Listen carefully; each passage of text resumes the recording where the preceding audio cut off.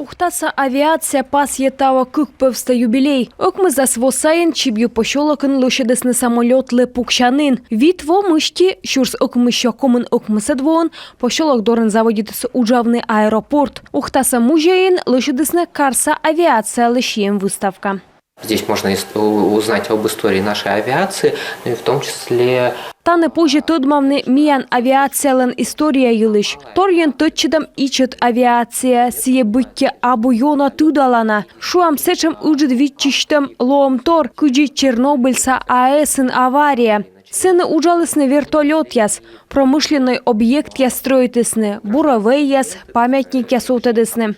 Ухтаса авиациялын шырним Николай Семенов, карын медводжа пилот. Щурс окмыщенелемын нёлед воон, щетысны Красная звезда орден. Блокадна Ленинграда оборонной продукция воемыш. Лебедлис и трофейный самолет я Советской Союза. Щурс окмыща ветымын коймы двокежле, авария так лебалыс 1 000 000 километр. Ухтаса авиация нималы ос сумын военной асясан. Гражданской летчик яс вычелысны медчащокыд досточа арталым монтажной уджьяс.